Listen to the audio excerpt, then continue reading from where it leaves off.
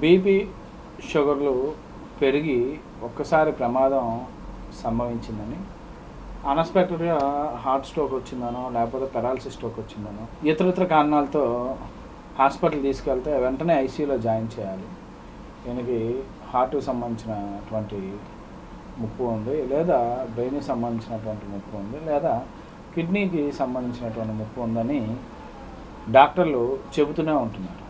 అయితే తరచుగా ఇది ఎందుకు సంభవిస్తుందంటే మనం కొన్ని విషయాలు నెగ్లెక్ట్ చేయడం వల్ల ఇలాంటివన్నీ మనకు సంభవం. అంటే నేను నా ప్రాక్టీస్లో, నా 14 సంవత్సరాల ప్రాక్టీస్లో చూసిన కొన్ని ఉదాహరణలు చెప్తున్నానండి. జనరల్ చెకప్లో బీపీ ఉందని నిర్ధారణకు వస్తాం.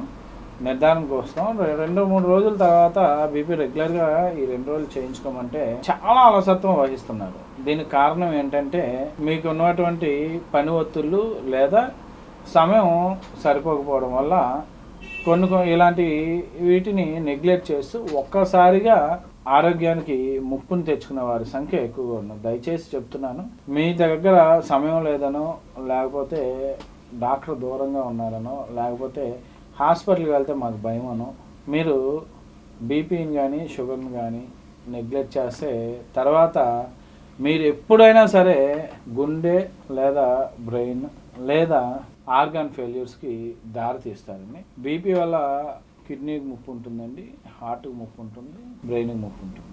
షుగర్ వల్ల ఆర్గాన్ ఫంక్షన్స్ దెబ్బతింటాయి. ఒక్కసారి ఏదైనా ఆర్గాన్ దెబ్బతిని ఆగిపోవచ్చు. సో మళ్ళీ చెప్తున్నాను, బీపీ షుగర్ ఒకసారి డాక్టర్ నిర్ధారణ చేస్తే తరచుగా బీపీ చెక్ చేయించుకోవడం మీ యొక్క బాధ్యత. ఆ బాధ్యతను మీరు సరిగ్గా నిర్వర్తించినట్లయితే మీ కుటుంబానికి పెద్ద దిక్కుగా ఉన్నటువంటి మీరు ప్రాణాపాయం కలగకుండా కాపాడుకోవడానికి ఒక మంచి అవకాశం ఉంటుంది. సో ఎప్పటికప్పుడు మీ బీపీ షుగర్ని చెక్ చేయించుకుంటూనే మీ ఆరోగ్యం పట్ల మీరు భద్రత వహించండి. మీ ఆరోగ్యం మీ భద్రత. మీ శ్రవణ్ కుమార్ వాండ్రాసి, ప్రజావేత్సల, విజయవాడ.